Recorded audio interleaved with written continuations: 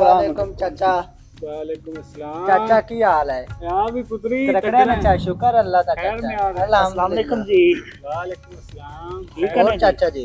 ठीक ने अल्लाह दे हाँ भी नौजवानों खैर में आ रहे सारी अल्लाह दे करम है जी सारे। जी शुक्र अल्लाह तकड़े ने जी अल्हम्दुलिल्लाह।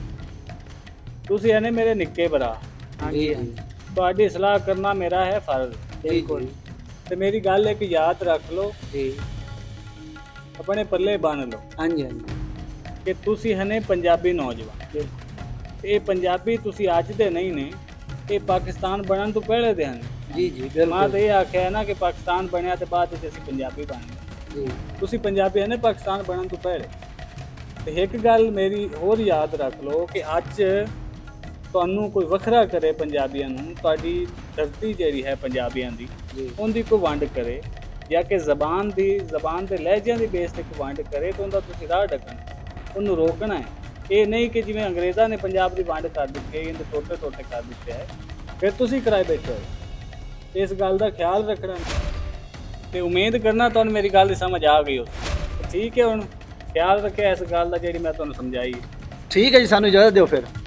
ਚਲੋ ਸਲਾਮ ਦੁਆ ਦੇ ਗਿਆ ठीक है ठीक है जी। ਅੱਲਾ ਦੇ ਅਮਾਨ।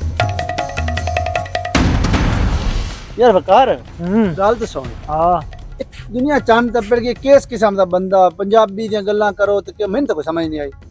पता नहीं दुनिया दी उर्दू बोलो कोई इंग्लिश बाहर जावना से इंग्लिश हाँ। बोलो इंग्लिश स्पीकिंग बनो पता नहीं केड़े दौर दे बंदे फिरदे न। की पता यार, चल आपा चलिए आपा ए जे मुतसिब बंदे हुंदे ने इन्हां कोल नहीं बहना हां चाहिए। दिमाग खराब कर दे। आज बाद आपा नहीं आना।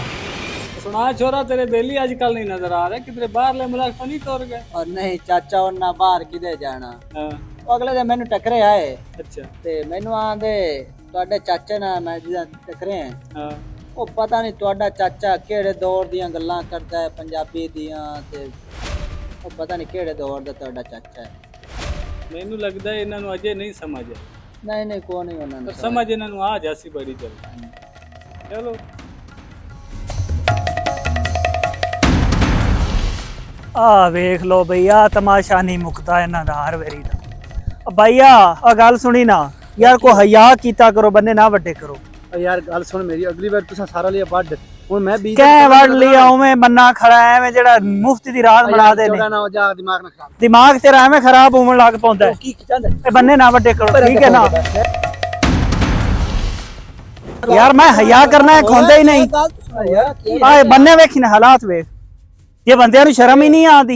यार इन्हें पे मुच्छन में मुच्छा कोई गल करना ए मुच्छा है ये संजा बन्ने हर वाली बन मुच्छा निगे आंदा पिए तेनु किधर यार तू विच को हया शर्म हुंदी है। यार मैं चौधरी को जाने आपा अच्छा ते आपा उनदे को फैसला यार चौधरी भी बड़ा यार तुसी एक बार जस होते से यार एक बार